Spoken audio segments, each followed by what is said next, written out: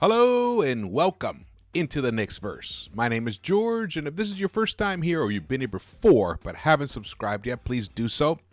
And I want to thank all the 8,000 subscribers. We crossed the 8,000 mark over the weekend. Fantastic. I'm humbled by everyone's support. It's been fabulous. We're doing this together. That's why your comments are so important. So please drop your comments and hit the thumbs up button and share this video. I would love to hit 10,000, get into 5 digits.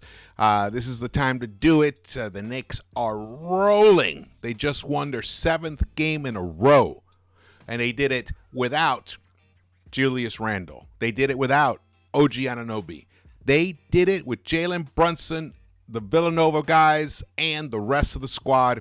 And they went down to Charlotte and just took over North Carolina. They were chanting MVP while Brunson was at the free throw line. The crowd was chanting Deuce, Deuce, and Deuce had a good game. It was a really good game overall. The first half was a little close.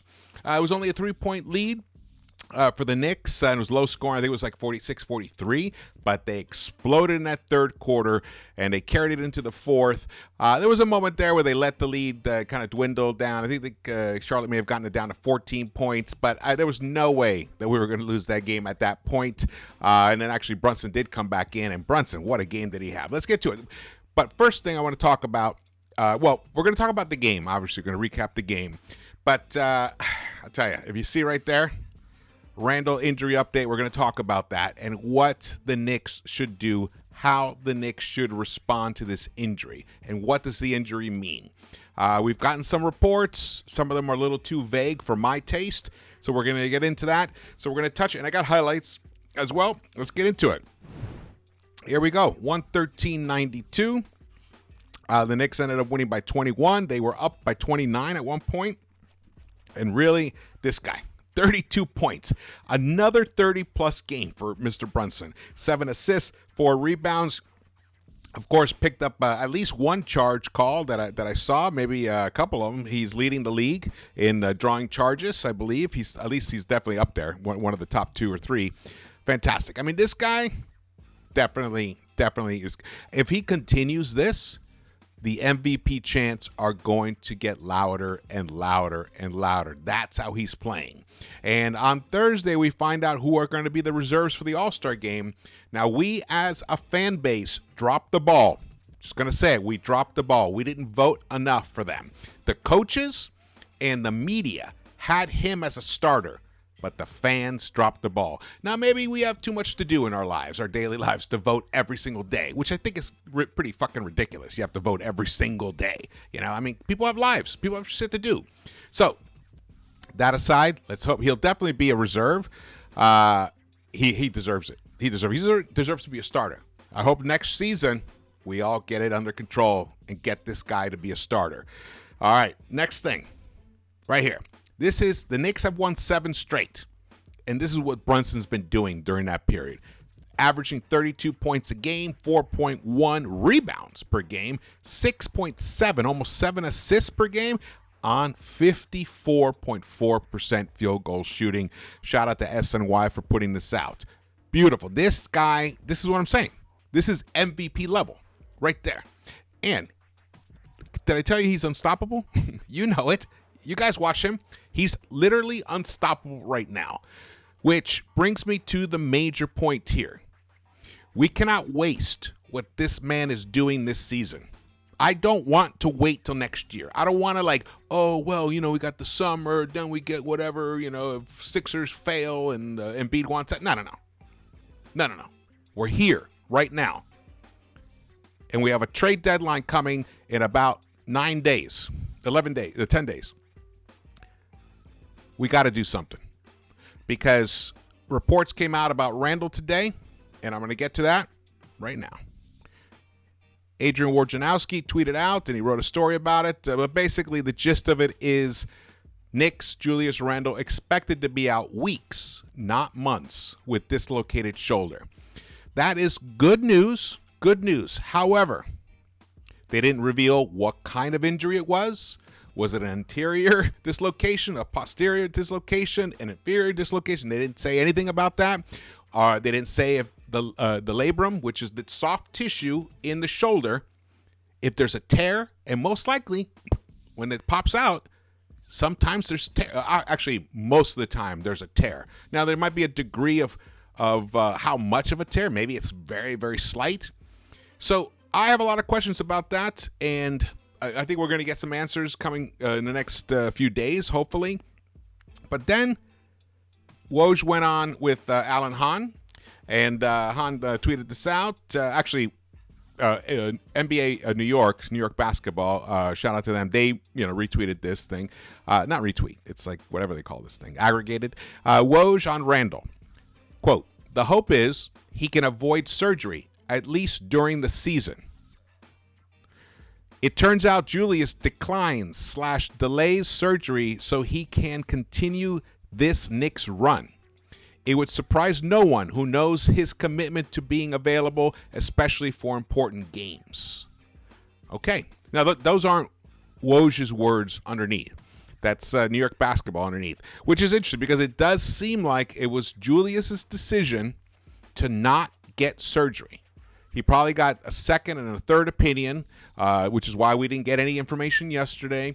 So if he got a second and third opinion, they probably said, kind of like what Steph's situation was last year, where he hurt his shoulder and he missed about 11 games.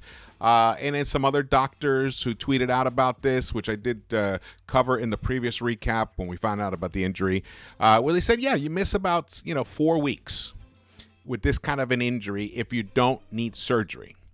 The problem is Randle's style of play is bang, bang, bang with that right shoulder because he's a lefty. So he's dribbling with the left. He likes to go right to left through the key and, spin back around, and he bumps with that right shoulder. And then the right shoulder, he uses the right shoulder to protect the ball when he's going up, with force, and then people are swiping down on that ball.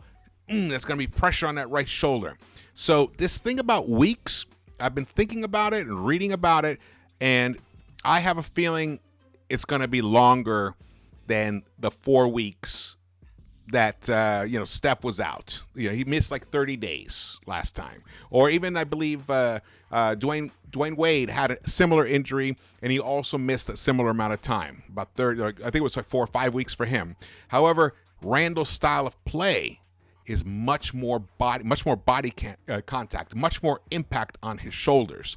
So if he's going to play through pain, which seems like that's the idea. If he's going to play through pain, he's going to heal as much as he can and get ready so he's available to play. But if he's playing through pain, that's going to compromise his ability to be impactful on the court, I would imagine. So if the Knicks are smart, they tack on an additional at least 1 week, I would say 2 more weeks beyond the point that he feels good, where if his shoulder can move without pain.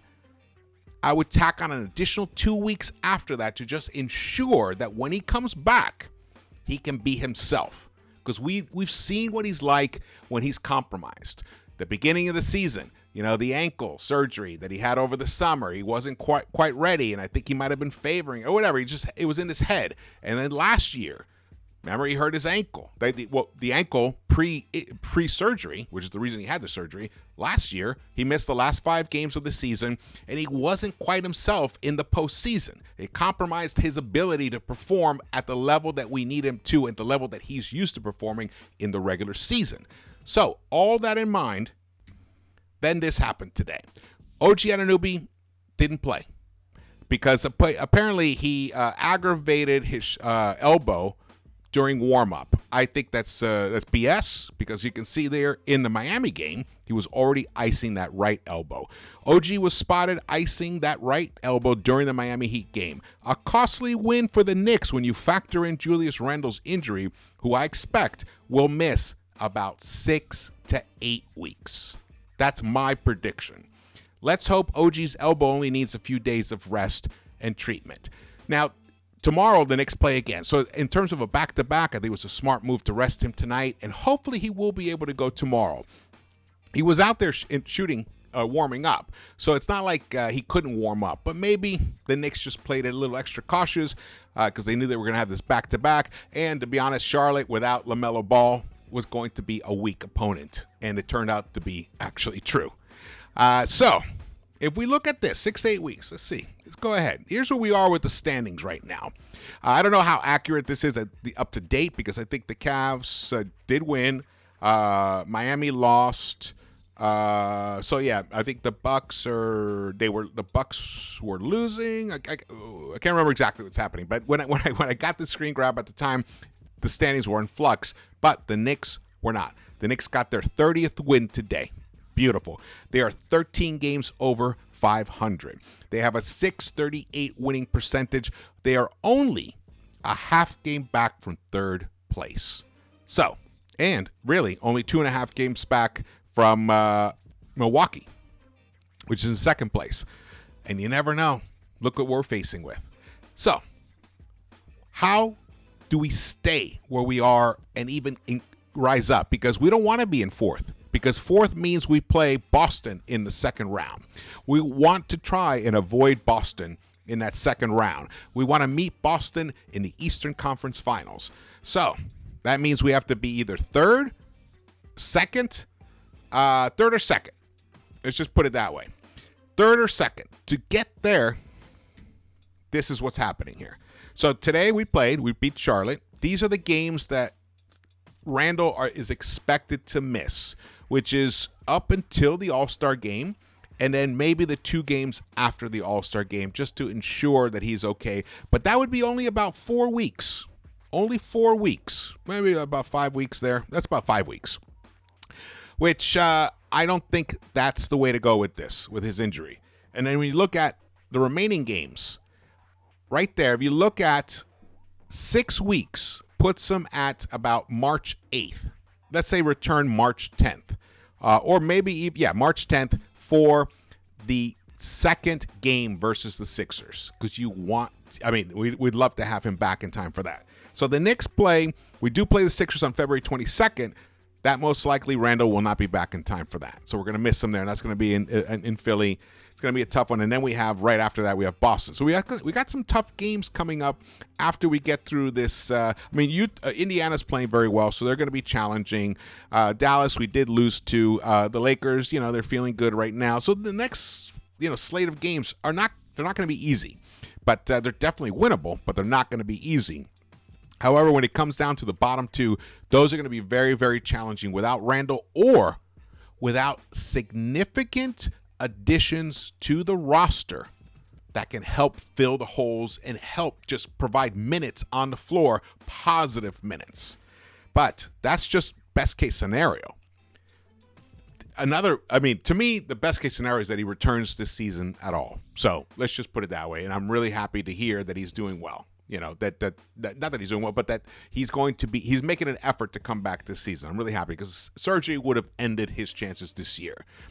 The thing is, you don't want to bring Julius Randle back and waste his rehab and have him play through pain if we have gone through a losing streak. And so let's say, we drop one of the 2 Indiana games. Let's say, we drop a couple of these other games, the Lakers. The Lakers are going to be at MSG, so we should be able to do it. But, we have a road trip here beginning February 12th and 14th, right up to the All-Star break. So Houston and Orlando, road games. They're challenging, but they're not back-to-backs, thankfully. But there's a chance we don't, pick up those 2. We lose one of those 2. We lose one of the Indiana games. The Dallas game is going to be interesting. So we could suffer maybe up to 4 losses before we even get to the post-All-Star games, which begins with the Sixers. And let's say we're just, lucky enough, and we split one of those 2 games. So that's 5 losses right there. Then we get Detroit. Detroit, we should take care of business, though. Detroit, they beat OKC, I think, not that long ago. Then there's New Orleans. Then we have Golden State, who I'm sure by then they will have made some trades, and they would have bolstered their roster to make another run. Then we have the Cavs, who are, we're one of the hottest teams. We are the hottest team in the NBA. except for the Cavs. Cavs are even hotter than us right now, which is amazing to think what they're doing without Garland and Mobley. And who knows, by then, Garland and Mobley, one of those two might be back. So then, then we have the Hawks, Orlando again. Then we have the back-to-backs with the Sixers, but they're both at MSG. That's where I would love Randle to be back in time for. Now, the problem with him is that he's always a little rusty when he comes back. So it would be nice to be able to get him a couple of games before that, maybe Atlanta and Orlando, the home games there. But we'll see. But there's a possibility that he misses even more time. And it goes all the way through March 23rd. So at that point, our 13 games over 500 might be, if we're lucky to stay, play 500 ball from now until then, maybe just above 500. Great, we keep padding onto it. However, the way Cleveland has been playing, the way Cleveland's been playing, the way the Pacers are playing, they're going to get Halliburton back. Orlando has struggled, but maybe, now they finally got Franz Wagner. They went through some midseason lulls, so they're not going to be easy. Miami is going to be looking to make another trade, another move to bolster their postseason run, and then we can ignore the rest. But so there's no guarantee. And then Atlanta wants to do something. So us staying up to even get up to third or second, we may drop down. We may end up like seventh or eighth, which is the play-in. We don't want that. Why bring Julius Randle back and have him suffer through pain where the best we end up is the 7th seed? That's not logical to me. So that means Leon has to make a trade to bring another person in to help provide the type of game that Randle gave us. Now, you're not going to find anybody like that, obviously, but at least to have some kind of a simulation of it, to eat some minutes up, so that we're not negative minutes. We're not constantly losing those minutes when he's on the court. We need somebody, definitely. And we already needed somebody to handle the ball, to run the offense for the second unit to begin with. Now, Deuce has been doing great offensively, but he still struggles as actually initiating the offense and running the offense himself, though I love how he's been shooting. He's actually been a better two-guard right now, but he's a great point of attack defender as well. So maybe we could survive without that guy, but I'd rather not. I'd rather we make some moves. Let's use some of those draft picks. We use some second-round picks. We got Fournier's contract. Let's make some moves. Let's make something happen. Let's solidify this roster so that we don't slip down the standings while Randle is getting better and healing enough so that he can play and be his Randle self. All right, those are my thoughts about the whole Randle situation. Now, let's get into this game. Let's get into it. Here we go. Let's go to the highlights. Here we go. The game, as I mentioned, the game got off to a slightly little rocky start, but the Knicks ended up taking over the lead 10-9. Sorry if my voice is kind of all over the place right now. Let's see, that was a big mouthful that I had before. Where did this go? I'm looking for, here we go. So, the first quarter, like I mentioned, was kind of anemic offensively. The Knicks, we put up 26 points. They put up 25. But Dante DiVincenzo, he was the high scorer in the first quarter, 10 points for him. And Brunson came up with 8 points, but didn't hit any three-pointers. The Knicks only were 2 of 11 from the three-point line in that first quarter, which is why they allowed the Charlotte Hornets to hang around. They shot only 18.2% from that. But the beautiful thing is they protected the ball. They only committed 1 turnover in that first quarter. And then Brunson did some moves like this. Look at that play. I love that play by Dante. Beautiful. Dante didn't get fouled. He put his arms up, but he didn't get fouled there. Sims, look at him. Boom. Beautiful. Very happy with the way Sims played today. That was his only bucket in that first quarter. Now here we are in the second quarter. Now, the second quarter was kind of a similar story. The Knicks could only score 20 points in that second quarter. However, their defense was good enough to keep the Charlotte down to 18 points. Charlotte was held under 20 points themselves. They only shot 34.8% overall from the field and didn't go to the free throw line at all. The Knicks went 4 times, hit all 4. But the Knicks did commit 3 turnovers in that second quarter. and Charlotte committed only 2. So it was still they protected the ball overall. They finished the first half with just committing 4 turnovers, which I'll take that any day. Now, the rebounding was pretty even, 12 apiece. Not that many assists, obviously, because when teams aren't scoring, the Knicks shot 2 of 10 in that second quarter from the three-point line. So we had a pretty anemic first half in terms of shooting. 40.9% overall, shot 19% from the three-point line, but picked up 25 rebounds, got 11 assists, which is nothing exciting. But again, that's due to the fact that we weren't hitting buckets. And as you can see here, 46-43, and that's how the first half ended. But the third quarter began, and then it just, look at that beautiful, nice little pass to iHeart from Brunson. Brunson finished up with 4 assists at quarter and 15 points. And Dante, the big ragu, his Villanova partner, came through with 12 points himself. And Josh Hart, who started in place of, well, however you want to look at it, I guess he started in place of OG, and Precious Achiuwa started in place of Randle. And Precious had a good game himself in that first half. He had actually overall for the game, Precious Achiuwa he finished with 9 points, but he was 4 of 6, and he hit his 3-point. He took 1 3-point shot. He hit that. He got 5 rebounds in 32.5 minutes. Would have been nice for him to get a few more rebounds, but the rebounding was provided by Josh Hart, who is the best 6'4" and under rebounder in the NBA. Beautiful.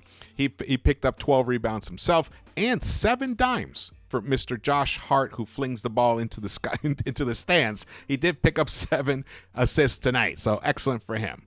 Let's get back to this third quarter, because in the third quarter, the New York Knicks lit the Charlotte Hornets up for 44 points, the most points in a quarter this season, I believe, and held the Hornets only to 24 points. How demoralizing for that to happen to yourselves at your home court while you're hearing chants for MVP, you're hearing chants for Deuce, the guard off the bench, the rotation guy.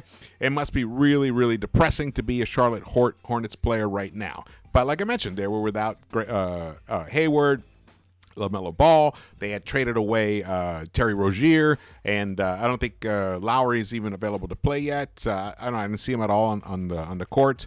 Look at that, nice Deucey. Dude, that was his 1 3-point attempt that he hit in that third quarter.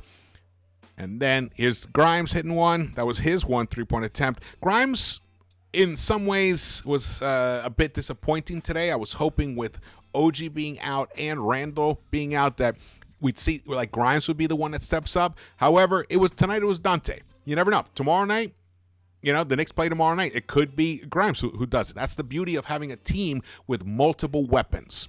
And that's what's great, because at any given night, Dante can give you 20. Grimes can give you 20. Josh Hart can give you 20. And we know Jalen Brunson can give you 50 if you need it. Here's another one. Oh, yeah, beautiful. That was the beginning of the fourth. And they got the lead up to 29 points in the fourth quarter. But then they kind of stagnated a bit, and then Charlotte started hitting a few buckets, which is, it's to be expected. It's to be expected there. Let's see. What else is of note that was really interesting here? Dante, 28 points for him, 6 rebounds, 5 assists. Brunson, I told you he got 7 assists. Jericho Sims played 23, almost 24 minutes. He was 3 for 3 overall, 7 rebounds for him. Very productive game. And Precious Achiuwa finished with 9 points, as I mentioned, but he was a plus 21, plus 24 for Dante, plus 20 for Brunson, plus 15 for Josh Hart. All of the starters finished in double digits, plus and plus minus. Beautiful. And here we go. I mean, this game, look at this. Now, that was a good play there by P.J. Washington. P.J. Washington's an interesting player, but didn't really, I don't know, he's a kind of a mystery. He should be better. He should be better for the tools he has. He finished with 16 points, but he needed 19 shot attempts for that. However, Brandon Miller, who in my draft video, said he should be picked number 2 over Scoot Henderson. Well, I feel like I was pretty on point with that. That guy is turning out to be the player that I thought he could be. He's going to be a very effective player in the NBA for a very long time. In his 38 minutes, almost 39 minutes, he shot 11 of 19. That's 58%. He hit 3 of 6 of his three-point shots, 50% right there. 7 rebounds, 3 dimes to finish with 29 points for him. And I think that tied his high, which he had against the Knicks before. Yeah, that happens. All right, we're back to the first quarter. Here we go. All right, sorry this is a long one, or maybe not so sorry. Maybe it's a good one. So here are the stats. You can see them. I know I rattled them off, but Brunson's 32 points is just a marvel. He really is a marvel. And look at Dante, 10 of 22 overall, 5 of 15 from the three-point line. He wasn't that crazy efficient, 33%, but on 15 attempts, when the team is struggling overall from the three-point line and we're missing Julius Randle and OG, then somebody had to step up, and it was Dante tonight, so I applaud him. Definitely. He's the second star of the game. The first star of the game is obviously Jalen Brunson. And Josh Hart as well for his 12 rebounds and 7 assists. Let's see here. The plus minus, as I rattled off before, plus 21 for Achua, plus 10 for Hartenstein. Isaiah Hartenstein, I didn't even mention him.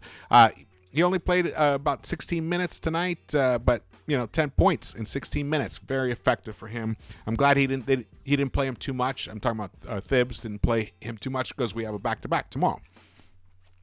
And let's see here. Oh, this is the Charlotte. As you can see, Brandon Miller, 29 points. Miles Bridges, who has been heavily rumored to be traded, he shot 50%, but he needed 20 shot attempts to give you 21 points. He went to the free throw line only twice, missed both, 1 of 6 from the three-point line, but he did finish with a double-double. Nothing to write home about.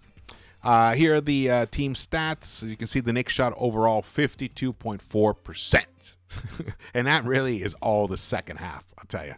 Because in the second half, the New York Knicks shot 65% in the second half. They shot 50% from the three-point line in the second half. So all that is just pure dominance in the second half. And I love when teams do that. That's good teams.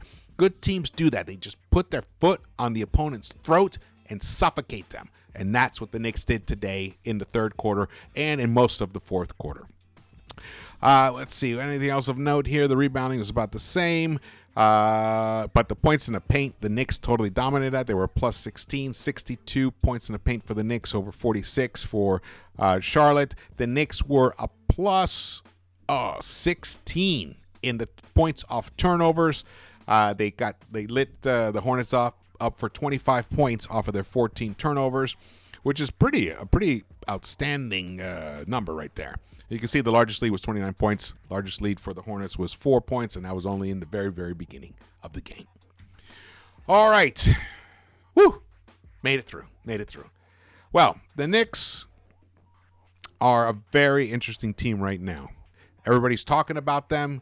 The Vegas odds have basically listed them as one of the contenders to win. I think there's like 10 different ones that you can put money on at the moment, and the Knicks are in there. The odds aren't that great, but they're in there. So that just shows the opinion around the NBA world is the Knicks, what they're doing is real. This is real.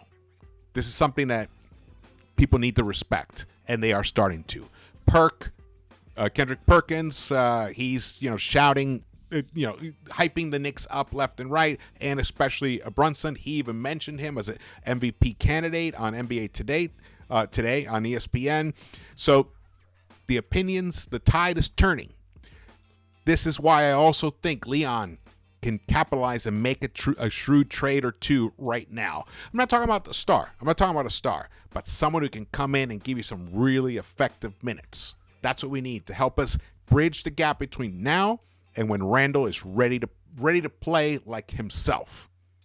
Let's hope he can do it. All right, thank you for watching this. Again, my name is George. Please subscribe, hit the thumbs up button, drop your comments, love the comments, and thank you again, everybody, for subscribing. We're up over 8,000. I'm shocked and humbled, and it's a lot of it is just due to the excitement of what the team is doing. They're just amazing right now. And I just hope it continues. Really hope it continues. And every time you're going to hit adversity. But as Coach Bruce Pearl said, adversity reveals character. And right now, tonight's win reveals the incredible character that this team has. Beautiful. They're winners. All right, I'll see you around the Knicks-Verse.